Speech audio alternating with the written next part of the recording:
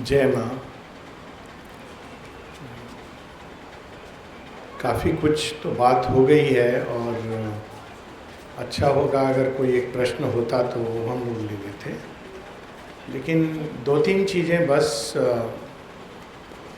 चूँकि हम लोग भारतीय रिनाइसा मतलब भारत के पुनरुत्थान पुनर्जागरण की बात कर रहे हैं, तो दो तीन चीज़ें बिंदु उसकी ओर मैं ध्यान आकर्षित करना चाहूँगा। एक, हमारी दृष्टि पास्ट नहीं फ्यूचर की तरफ होना चाहिए। कल इसकी बात हुई, लेकिन पास्ट को डिस्कार्ड नहीं करना है, उसकी स्पिरिट को आगे लेके जाना है। हम अभी भी फॉर्म को पकड़ते हैं, स्पिरिट को भूल जाते हैं, लेकिन सृष्टि का ये नियम नहीं है। पुनर्जन्म में भी यही होता है कि हमको देह त्यागना होता है, देह से जुड़े संबंध त्यागने होते हैं, लेकिन अंदर में जो हमारी प्रगति हुई है, जो प्रोग्रेस हुई है, उसको आगे ले जाना होता है। कभी कभी जो मैंने ऑब्ज़र्व किया है और प्रश्न भी जो आते हैं मेरे पास, उससे ऐसा प्रतीत होता है कि हम श्री अरविंद को एकदम एक वैक्यूम में ला करके, भविष्य है वो, लेकिन कई लोग हैं जो देखना चाहते हैं कि कैसे वो जुड़े हैं श्री राम, श्री कृष्ण, श्री अरविंद। वो अपने आप में श्री अरविंद जो ला रहे हैं वो बिल्कुल नया है, इसमें कोई दो राय नहीं है, किंतु चूँकि वो सनातन धर्म की एक धारा है, खुद उन्होंने उस बात को स्पष्ट किया है, इसलिए यह भी ज़रूरी है कि हम इस चीज़ को समझें। जैसे कुछ दिन पहले किसी ने एक बड़ी सुंदर बात कही थी कि हम लोग वैसे भी ऑब्ज़र्व करते हैं, आप श्री अरविंद के योग में भक्ति, समर्पण, इन सब चीज़ों का बहुत महत्व है। ज्ञान का महत्व है, कर्म का महत्व है। तो लोग पूछते हैं कि इसमें और फिर गीता में ये जो चीज़ें कर रहे हैं तो क्या अंतर है? स्पष्ट होनी चाहिए हम लोगों को कि क्या अंतर है, अंतर है कि नहीं है, लक्ष्य का अंतर है या और भी कुछ अंतर है। तो मैं बस एक उदाहरण देना चाहता हूँ कि अगर आप रामायण पढ़ें तो रामायण में भक्ति के एक से एक अद्भुत उदाहरण है, चाहे वो केवट हो या हनुमान हो, और भी जितने भी हैं, सबकी भक्ति अद्भुत है। तो भक्ति कहाँ से आती है? चैत्य से आती है। तो रामायण में एक प्रकार से एक चैत्य के जागरण का और विवेक के जागरण का, जो स्वयं राम जी एम्बॉडी करते हैं, बुद्धि, इसके जागरण की बात है। अब श्री कृष्ण उसी भक्ति को और उसी बुद्धि को एक अलग लेवल पर ले जाते हैं। ऐसा नहीं कि वो डिस्कार्ड कर रहे हैं, हमारे यहाँ ये नहीं है कि वो डिस्कार्ड हो गया, वो एक अलग लेवल पर ले जाते हैं। ये इम्पॉर्टेंट है इसलिए क्योंकि अभी भी बहुत लोग हैं जो ये समझते हैं कि बस राम पर सारी चीज़ें रुक गई हैं, और इस प्रकार से हम लोग क्या कर रहे हैं, वही भूल दोहरा रहे हैं जो हम इस्लामिस्ट करते हैं कि एक जगह पर चीज़ें रुक गई हैं। रुकती नहीं है, वो आगे बढ़ रही हैं। तो भक्ति, कर्म, सिद्धांत, ज्ञान, तीनों को श्री कृष्ण एक अलग लेवल पर ले जाते हैं। जैसे फॉर एग्जाम्पल जो हम भक्ति रामायण में देखते हैं और जो भक्ति हम राधा में देखते हैं, संपूर्ण सरेंडर की, वो एक अलग भक्ति है। उसी प्रकार से कर्म सिद्धांत में जब हम देखते हैं कि हनुमान की सेवा, और जब अर्जुन को श्री कृष्ण कर्म सिद्धांत बताते हैं, तो वो बिल्कुल एक स्टेप आगे की ओर ले जाते हैं। फिर जब श्री अरविंद आते हैं तो हम देखते हैं कि वही भक्ति जो रामायण में बड़ी सुंदर है, जैसे भक्ति का पहला पहला किरण आती हो, बहुत सुंदर भक्ति है। श्रीमद् भगवद गीता, श्री कृष्ण उसको नेक्स्ट लेवल पर ले जाते हैं। परंतु माँ क्या कहती है? Complete self giving. कहाँ तक? केवल अंदर नहीं, अंदर बाहर, शरीर नक्शिक। तो अब उन्होंने उसी भक्ति को एक उस कंप्लीटनेस की ओर ले गए। उसी प्रकार से हम देखते हैं कर्म, माँ कहाँ तक है? Work is worship for the divine.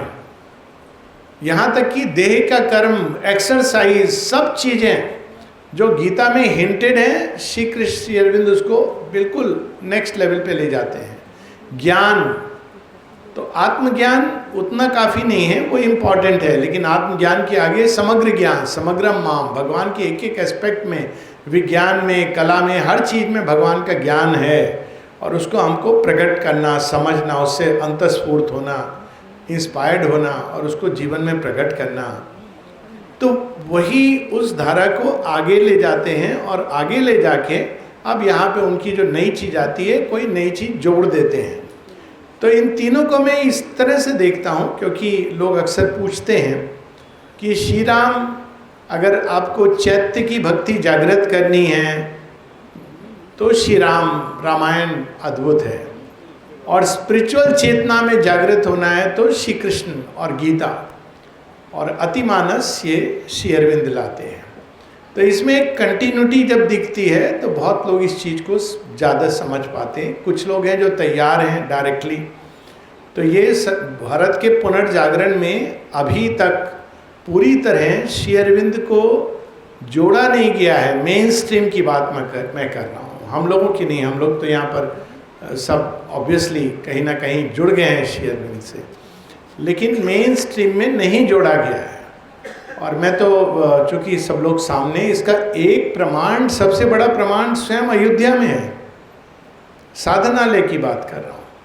अभी तक वे लोग जो राम की भक्ति कर रहे हैं उनको यह नहीं समझ आ रहा है कि श्री अरविंद ही फ्यूचर है। वही जो काम श्री राम ने प्रारंभ किया और श्री कृष्ण आगे ले गए, वही श्री अरविंद परिसमाप्ति पर ले जा रहे हैं। ये बात नहीं समझ आ रही है। क्यों समझ नहीं आ रही है, इस पर हमको विचार करना है। या तो हम लोगों के समझाने में कहीं गैप है, या एक ब्लाइंड रेजिस्टेंस है। ब्लाइंड रेजिस्टेंस भी होता है जब कोई नई चीज़ आती है। श्री राम जब आते हैं तो एक रेजिस्टेंस होता है उस समय की मनुष्यता में उनके प्रति, और श्री कृष्ण जब आते हैं तो उनके प्रति भी रेजिस्टेंस होता है। माता जी ने इस बात को स्पष्ट रूप से कहा है, each avatar is the forerunner of a more complete future realization. देखिए, more complete, but man have a tendency to turn toward the avatar of the past, which is okay, freedom है, लेकिन आगे लिखती in opposition to the avatar of the future. Exactly यही समस्या कई जगहों पर मैं देखता हूं कि राम है तो as if Shri Aurobindo is in opposition to lord Ram. कितनी विचित्र बात है। वो एक कदम आगे ले, वही काम, क्योंकि हमारे यहाँ ये इवोल्यूशन की निरंतरता है। वी डोंट बिलीव कि एक जगह पर जाके कालखंड में चीज़ें स्टक हो गई। श्री अरविंद स्वयं कहते हैं कि सुपरमेंटलाइजेशन ही एंड नहीं है, इसके आगे भी और कुछ आना है। तो ये जो एस्पेक्ट है, और वो हम स्पिरिट को पकड़ेंगे तब आएगा, फॉर्म को पकड़ने से नहीं आएगा, क्योंकि फॉर्म तो बाहर की चीज़ है और हम लोग उसमें रुक जाते हैं। दूसरी चीज़ है कि हमारे स्क्रिप्चर्स में बहुत कुछ है, सुंदर चीज़ें हैं जिससे लोग जुड़े हुए हैं, भारतवर्ष की एक एवरेज हिंदू, लेकिन उसका जो एक अर्थ है, उसका एक डीपर सेंस है जो हमको भविष्य की ओर संकेत करता है, उससे भी उसको जोड़ना है और इसमें भी काम करने की आवश्यकता है। कल बात हो रही थी श्री अरविंद कैसे पैराबल ऑफ महादेव एंड सती, अगर आप इस कहानी को देखें तो पूरी तरह ओल्ड क्रिएशन और न्यू क्रिएशन की बात है। उसमें ओल्ड क्रिएशन को स्वयं को तप रूप में यज्ञ को अर्पित करना होता है, माता सती रिप्रेजेंट्स दैट, और फिर उनकी जो बॉडी है, देह है, मृत देह है, उसको स्वयं भगवान विष्णु काटते हैं चक्र से। ये कहानी हम सब जानते हैं, उनके शक्तिपीठ बने जगह जगह।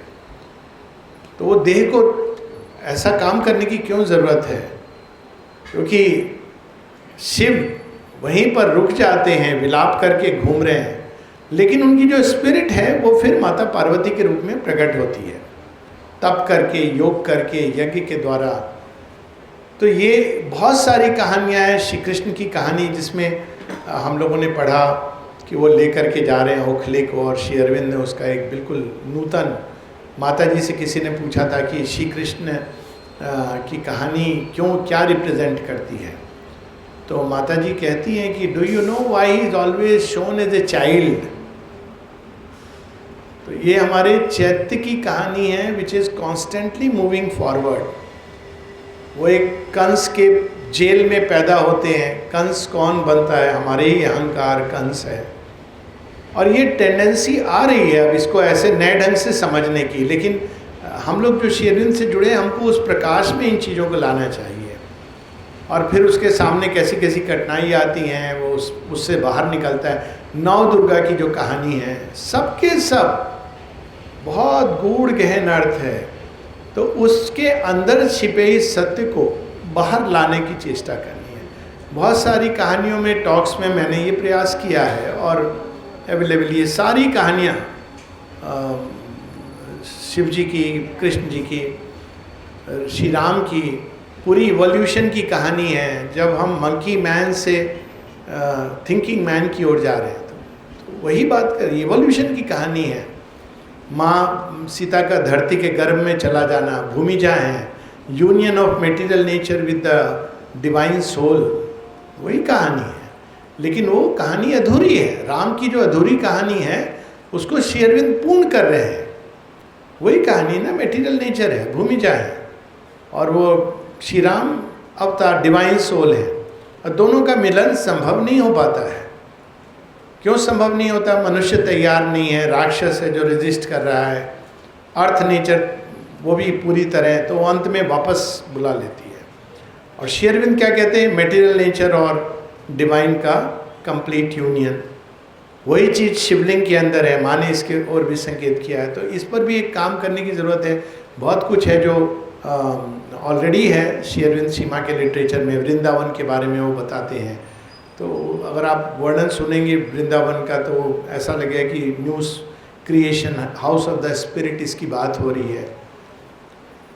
एक तो ये है। लेकिन एक और चीज़ है जहाँ हमको ये क्लियर होना है कि जब हम पास्ट से जोड़ते हैं तो हम फॉर्म से तो नहीं जोड़ रहे हैं। ये बात बहुत इम्पॉर्टेंट है, क्योंकि जब बात होती है श्री कृष्ण श्री अरविंद के अंदर समा गए तो हम लोग इमीडिएटली, हमारे मन में श्री कृष्ण की एक इमेज है और वही इमेज हम प्रोजेक्ट करते हैं। लेकिन आपको आश्चर्य होगा जब श्री अरविंद से पूछा गया कि आपको जो श्री कृष्ण मिले थे अलीपुर जेल में और आगे, ये कौन से वाले श्री कृष्ण हैं? ये गोपियों वाले श्री कृष्ण? हम यही दिखाते हैं ना, मोर पंख और बांसुरी बजा करके श्री कृष्ण जा रहे हैं। तो वो कहते हैं no, it was the Shri Krishna of the Kurukshetra. और आप देखिए श्री अरविंद जब कर्म योगिन पब्लिश करते हैं तो उसमें भगवत गीता का वो प्रथम, जिसमें वो बैठे हुए हैं अर्जुन श्री कृष्ण के रथ चला रहे हैं। तो लेकिन कहीं पर भी हम देखते नहीं हैं जहाँ श्री अरविंद और श्री कृष्ण की बात होती है तो सदैव वो मनमोहना गोपाल, सुंदर है वो भक्ति। लेकिन अभी सामने महाभारत खड़ा हुआ है तो श्री कृष्ण का वह रूप, और वह रूप जो है वो बड़ा भयानक है।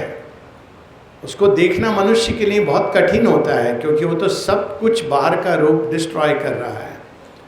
तो ये भी आवश्यक है कि हम कहीं बिल्कुल जब पास्ट से जुड़ रहे हैं तो हमको ये स्पष्ट होना चाहिए। कुछ समय पूर्व ये बात हो रही थी, अब हम लोग जन्माष्टमी मनाते हैं।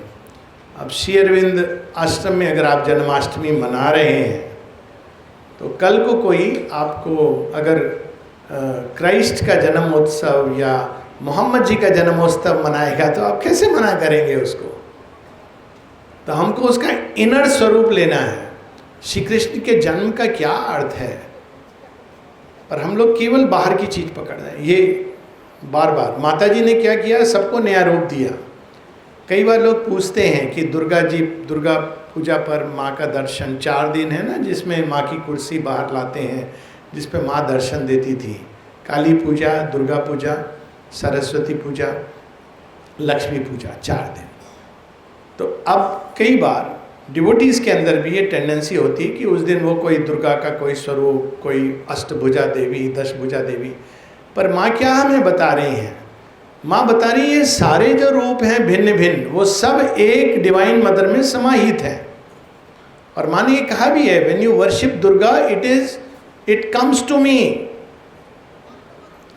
वो ये सत्य हम सबको बता रही हैं, क्योंकि वही दर्शन दे रही हैं उस भाव को धारण करके।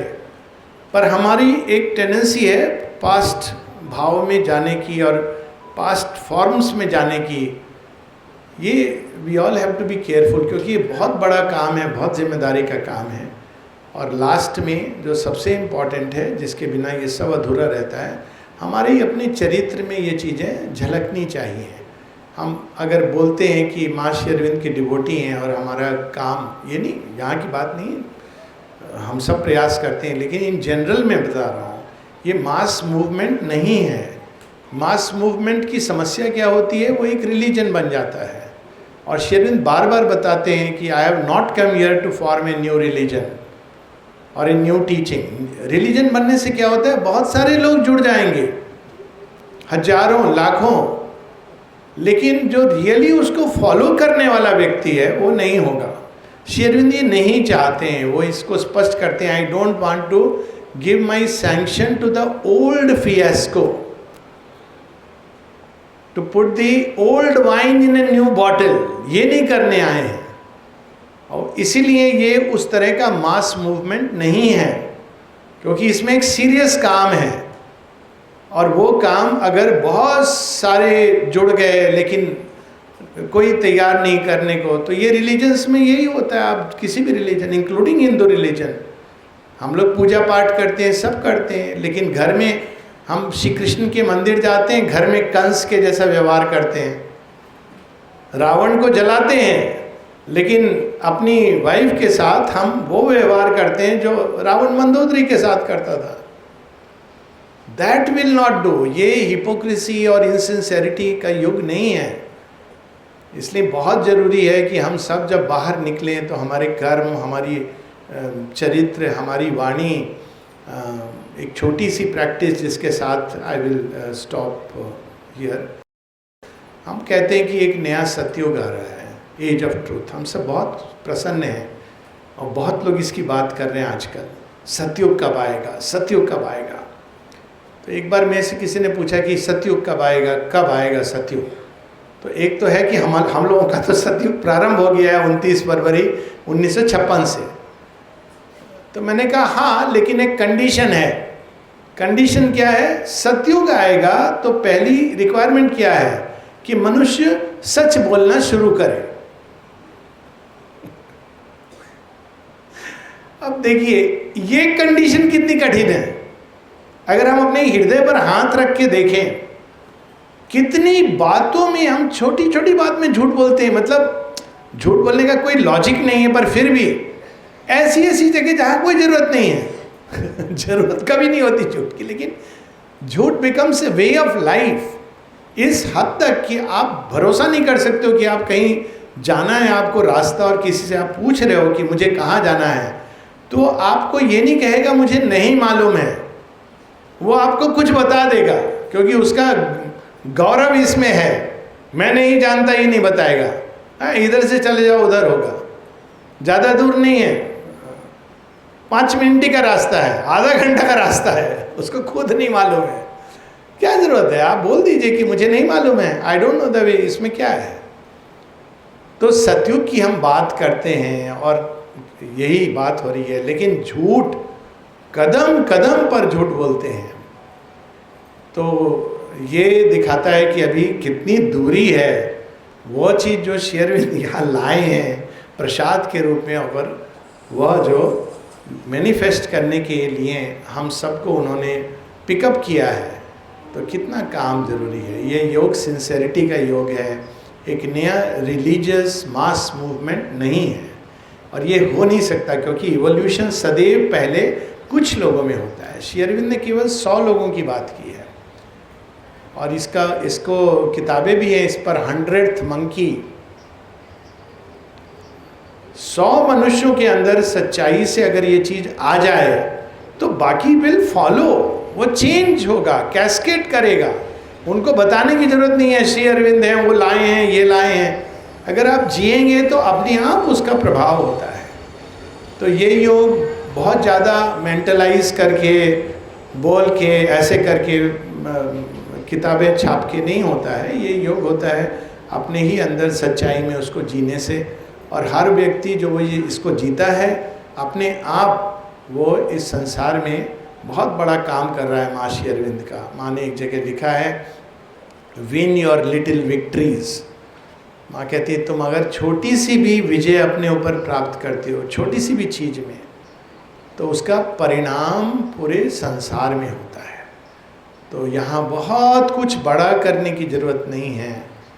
एक यहाँ पर तो ज़रूरत है उस सत्य को स्वयं में जीने की। ये बात मैं इतनी बार देखता हूँ इसलिए क्योंकि अभी सब लोग अयोध्या गया, उसके तो पहले मैं गया था, मतलब पहले भी गया हूँ लेकिन वहाँ गया था, राम मंदिर भी देखा। लेकिन मुझे ऐसा लगा कि लोग अभी भी श्री राम की स्पिरिट को भी नहीं जानते हैं। श्री कृष्ण श्री अरविंद तो आगे की बात है। और ये मैं बात कभी निराशा से नहीं, क्योंकि निराशा तो कभी सवाल ही नहीं है, क्योंकि जो श्री अरविंद ने कहा है वो होगा ही होगा। ये इसलिए कि हम और सच्चे बने, बस हम सच्चे नहीं हैं अभी। वो केवल एक रामनवमी के दिन सब जगह चला जाता है, राम जी का कुछ कुछ कुछ कुछ जाएगा आपका, लेकिन उसके बाद हम लोग उसको जीते नहीं हैं। इवन श्री राम के जो चरित्र है कि किसी को प्रॉमिस किया है कुछ, उसका कोई मतलब नहीं रहता है, तो फिर कहाँ। तो let us be few but solid. बार बार अंत में श्री अरविंद वंदे मातरम में कहते हैं ये, व्हाट द मदर वांट्स, माँ क्या चाहती है हमसे, कहती to become real steel for the, उनका जो पहिया है रथ का उसके लिए सॉलिड स्टील, वुड जो उनके चक्का चलेगा, माँ ये चाहती है सॉलिड पीपल, सिंसियर पीपल, सच्चे लोग हो और सॉलिड हो। ये नहीं कि अभी थोड़ी बात हुई उसमें रोने लगे, थोड़ा उधर जाके रोने लगे। सो ये बहुत बड़ी जिम्मेदारी है, इसी की ओर संकेत करूँगा। भारत का पुनरुत्थान किताबों के पढ़ने से, ये सब एक बेस है, ज़रूरी है, लेकिन वो तब होगा जब हम भारत की आत्मा को जिएं अपने अंदर। माँ ने इसका एक सिंपल एक 1 लाइन फार्मूला दिया है, find your psychic being and love the soul of India from that psychic being. ये यदि हम कर पाएँ तो अपने आप बाकी चीज़ें स्पष्ट हो जाएंगी, क्योंकि psychic being itself will guide us कि किधर ले जाना है। जय माँ, वंदे मातरम।